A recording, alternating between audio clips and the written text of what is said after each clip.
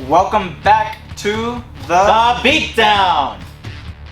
Tonight we're going over tonight's episode of Impact Wrestling, aka Emergence Night 2. Now this Emergence Night 2 was jam-packed with lots of good matches and lots of progression in character development and storylines. So let's get right into it.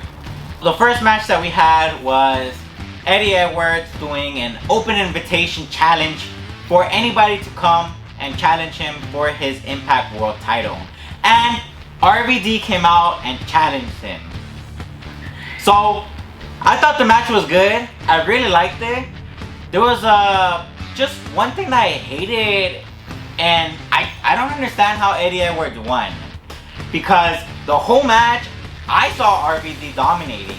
I saw RVD just taking Eddie Edwards to school, left to right, throwing him all over the place, busting moves, doing the Rolling Thunder.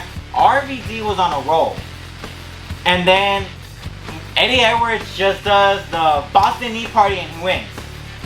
That I don't know, I didn't like that. I didn't agree with that. It was a big Boston Knee Party, man. It's his finisher, man. He was losing the whole match and he does his special and he wins out of nowhere. I don't understand that. I think we need to see a rematch where RVD goes up against Eddie Edwards again, because I didn't agree with the outcome of this match. Clearly RVD was supposed to win, and I don't know how Eddie Edwards won.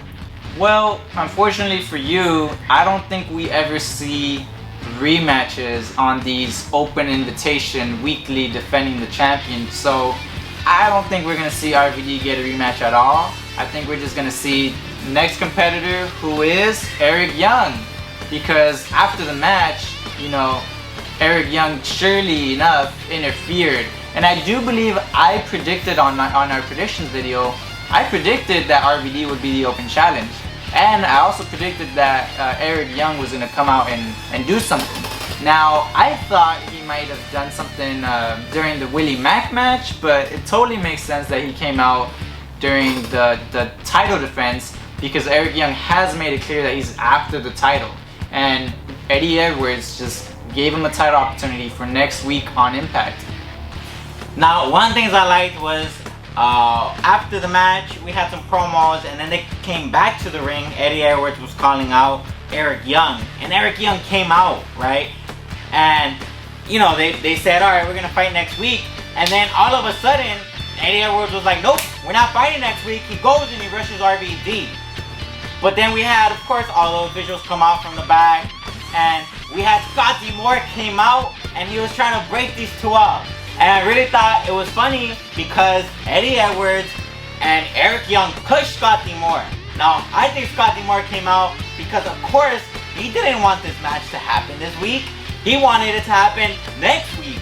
So that's why Scott D'Amore came out. He didn't want these two to fight, because then next week, who's going to want to watch, right? You already saw these two squaring off against each other. So Scott D'Amore came out, and I mean, he's not the skinniest guy in the world, but he didn't care. He came out and he split these two up, even though he fell.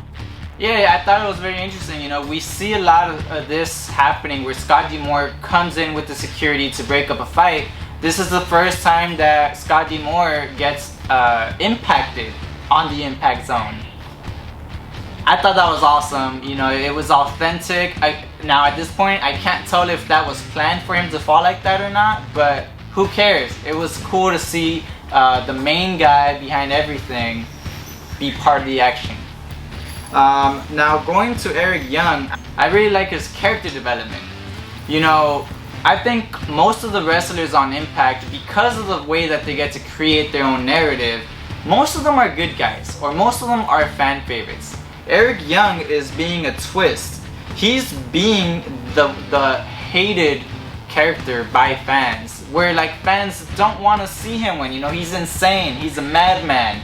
But he's very, you know, I like the way his character's coming along. So I like the way he told Eddie Edwards, hey Eddie, you're playing checkers, I'm playing chess, I'm 5 steps ahead of you. And I like the way he said, it's all by my design. Because we see a lot when they do this kind of stuff, like for example when Deonna was initially fighting Jordan, she was saying, oh, it's on my time, not yours. So Eric Young is not using those same words. He's changing up the script a little bit. So I think that's cool. He's using some fresh words.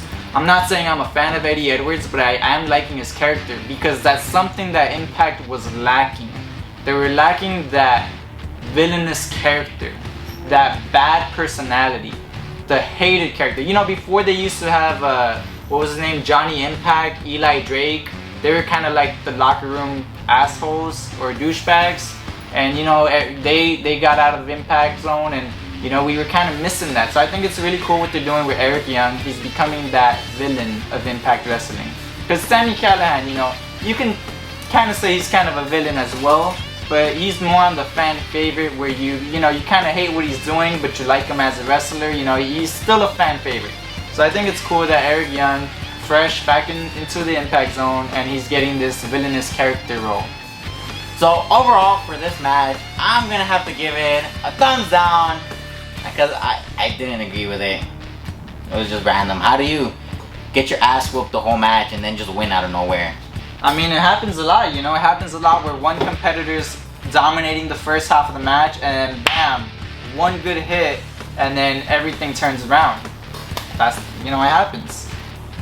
I can tell you're a little conflicted by Eddie Edwards' victory, but let's move on to the next order of business. We got Wrestle House where we had a toga party. You know what? We should have had a toga party for this episode.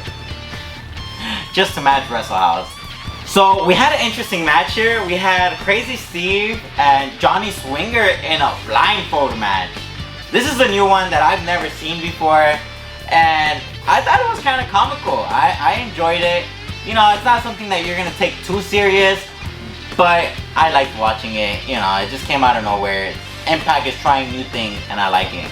And it goes back to what I've said in the past, where Wrestle House gives Impact the opportunity to give us matches that you won't see on the Impact Zone, but they still happen. For example, we had that one time when we saw Larry D against AC Romero, and they're a tag team, so you would never see them in a match against each other on good terms. Wrestle House, my friends, is the only place where stuff like that are able to happen without taking a toll on the main storylines. And speaking about Larry D, we had a segment where he went on a date with Rosemary, but the date was quickly interrupted by Johnny E. Bravo, which led to a great match between the two because, again, it was one of those matches that you don't take seriously. When the match was announced, I kind of wanted to see Johnny get in the ring and wrestle, but I mean, he's not a real wrestler, right? So he basically got slapped, he fell, and he got pinned. I don't know, but I thought that was comical. Like, Johnny basically got his butt beat, and I enjoyed it. I know it's evil, but what can I say? This progressive storyline, so now next week we're gonna have Rosemary up against Taya. And wait, here's the best part. The winner gets to keep Johnny Bravo. How comical is that? Like, who would actually want to win Johnny Bravo? Like, if I were to win him in a raffle, I would return him. I wouldn't even want him. But these two girls are gonna fight for him for different reasons, and I wonder who's gonna get to keep him. Well, you know, this interesting concept here. You know, Taya just uses Bravo as kind of like a hype man, a do my dirty work man. You know, Rosemary, who knows what she wants with him. It's interesting because we don't know what Rosemary wants to do or what are her intentions with or for Johnny Bravo. Because if we remember from a few months ago, Rosemary was trying to find out who she should look into dating, and she was asking her hivelings for advice, and they pointed her into Johnny Bravo's direction. What does this mysterious force want with Johnny Bravo, or what's the ultimate plan? We don't know, but we're gonna see Rosemary versus Taya Valkyrie, and I just gotta say, I think Rosemary's gonna win. I do want Rosemary to win because I want to see how Johnny survives in her world. We got this Johnny character, right? He's been under Taya's shadow for a while now. So I wonder what would happen if he goes into the Heidling world, into Rosemary world. How does Johnny's character change? And I think this is very important for Johnny, and it's gonna allow his character to keep progressing. And I can't think of so many storylines that could happen if Rosemary does end up winning Johnny Bravo. Plus, besides, I'm kind of tired of seeing Johnny with Taya. They've been together for a really long time now. I think it's time they broke up and tried something new. Yeah, well, you say broke up as if they're a couple, but remember, they're not a couple. He's just their hype man. But anyways, we'll find out. We'll find out in the future. Let's see what they've got in plan. I wonder if Johnny Bravo's gonna start wrestling, or like tag team or intergender tag team with Rosemary. Because remember, Johnny Bravo is a professional wrestler as well. He's the one that kind of scouts talent for Impact. Next week, we also get to see the guy who is still fighting for a contract, but is still able to wrestle on Impact. I'm talking none other than Heath is gonna team up with Rhino. It's pretty cool that Rhino made a statement. You know, he made a promotion. You know, usually we've been seeing Heath promoting himself, Heath for Impact. Now we see Rhino saying, hey, I need this guy to be my tag team partner. You know, now it's cool. Now it's not just Heath promoting himself. Now Rhino's promoting him as well. So it's pretty cool. And they're going up against Reno Scum. Now, don't get me wrong, I like Rhino and Heath, but I have a feeling that they're gonna win. And again, Reno Scum is gonna take a loss. I do like Reno Scum, and I hate that it seems like they're getting used as the people that lose against everybody. I don't know if it's just me, but I really hope Reno Scum pulls a victory, because I feel like they need it. I don't think it matters if they win or not. To me, when I think Reno Scum, I don't think Reno Scum. I think Ace's dogs. Because that's what they're known for. Doing all of Ace Austin's dirty work for him. So, I don't care if they lose. Rojit cut a little promo, and I have to say, you know, when he was in Desi Hit Squad, why wasn't he the guy talking? Because this week, we really got a preview of how good Rojit is on the mic. He has some good mic work, and I feel like when he was in the Desi Hit Squad, we never got to see that because we had Gamma talking for him. Now don't get me wrong, I like Gamma and I really like booing him, but this week I'm so happy that Rojit is molding himself and coming out that shell, right? He's a new Rojit and I really like it. And I'm wondering where Chris Bay was at because we didn't see him. He's probably crying somewhere because he lost the X Division title. Yeah, you know, it was pretty cool. Rojit made a statement as a champion. If you notice, he was very confident as he was speaking. And it sounded like he was in the know. He knew that he used to be the last resort. And he said it himself. He used to be the last resort for people. And now he's the champion. So it's pretty cool. It's pretty cool how like characters can just do this like 180 turn. And like, bam, I'm weak. Now I'm strong. You know what I mean? Like, it's pretty cool. I like seeing Rojit's character development. I'm excited to see him as the X Division Championship. I want to see him fight some more. He had a lot of potential that wasn't being unleashed when he was with Gamma and Gamma's son. So how about you guys do us a favor? If you think that Rojit is becoming a good X Division champion and he's doing way better than when he was in the Desi Hit Squad, hit the like button down below. Let's show support for Rojit by hitting the like button down below. It not only helps Rojit out, but of course it helps our channel out. So just take a quick second and hit the like button down below. Locker room talk this week, I think was pointless. Don't get me wrong, I like the Rascals and I love Ace Austin. But what was the point? What was the point? We didn't even get a match out of this. Like the Rascals versus Ace Austin and Madman Fulton. I felt like it was a waste of a segment. It was Madison's way of showing us that she misses her co-host, Johnny Swinger. Maybe if Johnny was here, he would have been able to break these two up. Maybe he wouldn't have been able to say, you know, I like Johnny Swinger. He always says the most random stuff from the 90s. And I honestly kind of miss him on the locker room talk. But hopefully he comes back soon. We'll see where that goes. Next up, we've got the Willie Mack versus Brian Myers match. Now, I don't know how I feel about this one, because as I said in our predictions video, if you didn't see that, I basically said that these both competitors, Brian Myers and Willie Mack, were both coming from a losing streak. And now Willie Mack lost. You know, so it's good for Brian Myers, but what's to come for Willie Mack? Is he gonna be the new Rojit Raju, the new last resort? Because when he was the X Division champion and leading up to it, he was awesome. He was a great competitor. He had some amazing matches. This match, you know, it was too easy. You know, it wasn't a great match. He didn't even put up that much of a fight, which leads me to think, poor Willie Mack. You know, Brian Myers was so dominant throughout the match. Like, he really took it to Willie Mack. He came into this match with a purpose. And that purpose was to show everybody what he has to offer. Brian Myers, and not just another WWE outcast who got fired. No, he's here to reclaim a spot. He's here to claim a spot on Impact and show everybody that he has something to offer. He's kind of like that new kid at school who's out to prove himself, and Willie Mack just happens to be the casualty in the situation, because Brian Myers really took it to him. And it brings up a good point. What's Willie Mack gonna do next? What's next for Willie Mack now? He's lost another match, and it kind of seems like he's getting lost in the shuffle. I like Willie Mack, but I hope that's not the case. Overall, I think it was a good match, and I'm gonna go ahead and give it a thumbs up. EC3, his promo this week was good, and I liked it. So he was EC3, man. His promos are always good.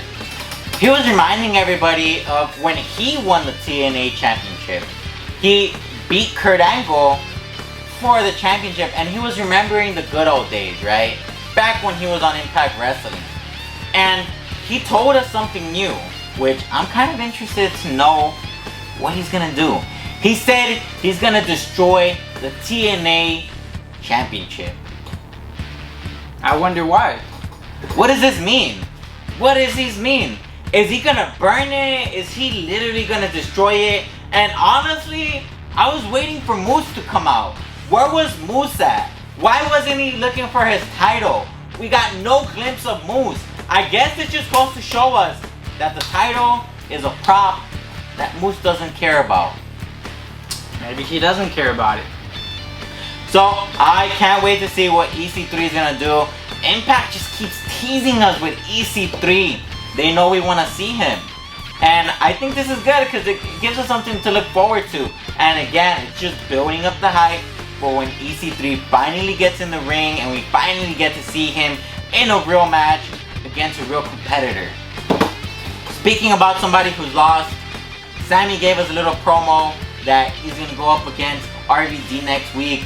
But Sami's another guy that he's getting lost in the shuffle, you know. The last time he did something that I liked was, of course, when he put his picture on Katie's body and he interrupted RVD's segment. Of course, when he attacked RVD in locker room talk. But I want to see more of Sami and RVD. And I hope, I know we had a 2-week special of Emergence, but I want Sami to come back in. I miss him. I like his ICU character. I'm actually waiting for him to pop up in our YouTube channel. But until then, I can't wait to see him go up against RVD next week. Come on, Sami, don't get lost in the shuffle and reclaim your #1 spot. Finally, our main event, we had the 30-minute Iron Woman match. Deonna Parrazo versus Jordynne Grace. Now let me just start by saying I'm disappointed with the very little amount of pins and submission falls that there was. Now, like I had predicted in the last video that Jordynne Grace was gonna win maybe 6-4, you know, so I totally expected there to be more pinfalls and more submission tap outs. So I'm very disappointed that it ended 1 with Deonna winning and 2 as 2-1 scoreboard. You know, I know this was the main event, but there were so many commercials. I think there was 3 commercials during the main event, and I really hated that, you know, because I was looking forward to this match. So I really hope they cut back on these commercials, because there's just too many in the main event. Like, you know, there was momentum going, and then there's a commercial. Momentum again, commercial. Momentum, commercial. Come on, we need to cut back on these commercials, man. There's too many commercials during the main event. Yeah, either cut back or place the commercials somewhere where it's less annoying. Yeah, like if, you know, the two competitors are gonna go outside the ring because they need a little break, put a commercial there. But don't put a commercial when they're fighting. Like, I really hate that. So hopefully these commercials stop getting in the main event, because I feel like it really killed the momentum in this 30-man. I really feel like it killed the momentum in this 30-minute Iron Man match. Something else I didn't like about it, the first 22 minutes was kind of slow. It was very dull. The first 20 minutes were like, okay, this match is happening, but nobody's actually trying. I mean, don't get me wrong, I know it's a 30-minute match, and to wrestle non-stop for 30 minutes, it's hard. But maybe the pacing should have been faster, right? Like maybe work hard 5 minutes, rest for 5. I just felt like, you know, the first 22 minutes were kind of a waste. All the action was in the last 10 minutes. The real action happened the last, you know, 6 to 8 minutes. Don't get me wrong, the last, you know, 6 to 8 minutes were really good. I really liked that's when the competitors gave it their all. But I feel like it was a waste of 22 minutes. And maybe they should have just done another match between somebody else during those 20 minutes if they weren't really gonna go at it for 30 minutes, you know? Right, but now let's look at the good things about the match. It was good, and I liked it. I liked that Deonna Parrazo won. She deserved it. 2-1, and this just further pushes the fact that she is awesome. I mean, she had a lot of great moves. You know, she countered a lot of Jordan's moves at the beginning. It was cool to see. You know, I'm not a big fan of her, how she just came in and just swept the freaking championship out of Jordynne Grace like that. You know, I'm not a fan of that. You know, it feels like she didn't really have to work much to get it.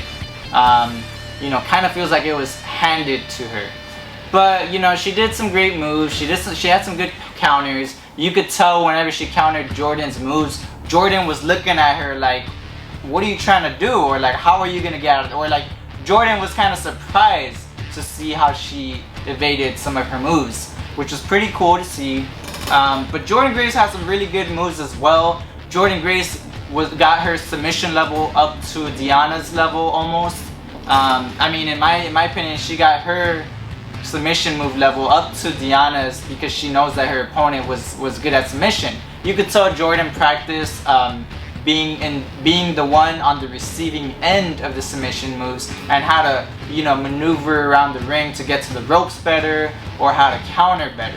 And it was very evident in the match that she's been practicing.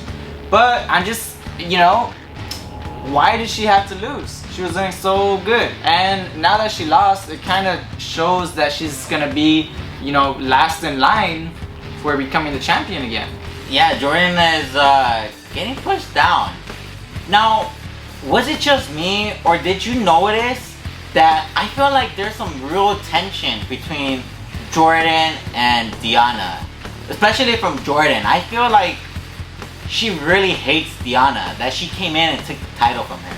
Was I the only one who felt like that? Like, during the whole match, I really felt like there was some friction between these two. Like, these two really have something to prove. Especially Jordan. I felt like there was a lot of anger and hostility against Deonna. And I feel like that's part of what made the match really good. It seems like these two competitors, they have a lot to prove. And I'm kind of curious how they are behind the scenes. Do they talk to each other on a normal way? Like, you know, are they friends, right? Do they have a working relationship?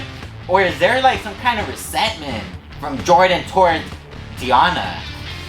Let us know what you guys think in the comments. You know, we want this channel to be like a family where you guys put your thoughts on what happened. You know, we're telling you guys our thoughts, our review, what we liked, what we didn't like. We want to see what you guys like and what you didn't like and what you think could have been done better. So let us know down there in the comments. We're going to be reading them all. We'll be responding to them as we go. And it's going to be very exciting to see you guys comment your thoughts down there. So, to end the segment, I really hope we continue to see Deonna. Whoa. Who's talking about the end? Let's talk about what's to come. Kylie Ray is the next #1 contender. But the way I see it, if Jordan can't beat Deonna, Kylie will not be able to beat Deonna either. You know, like Kylie Ray, she's a good competitor and all that. She's good. But just judging by how Deonna beat Jordan tonight, I don't think Kylie has what it takes to defeat Deonna Parrazo. Kylie, man, I don't know, but she's the #1 contender and she is not going to beat Deonna Parrazo. But you know what? I would be interested in seeing Jordan go up against Kylie, right? It'd be another interesting rivalry that I think should happen before she faces Deonna Parrazo. Well, I guess it also depends on when she returns from Wrestle House. Now I'm wondering what's next between these two competitors, Jordan, Deonna Parrazo. I honestly want to keep seeing them fight against each other because, like I said, I know that there's friction between these two in real life and it's translating into great matches in the ring. So I really hope they continue this storyline and I hope that Kylie stays on Wrestle House for at least another couple more episodes because I want to keep seeing Jordan and Deonna Parrazo go at it. But that was it for this week. Thanks for tuning in, and this was The Beatdown.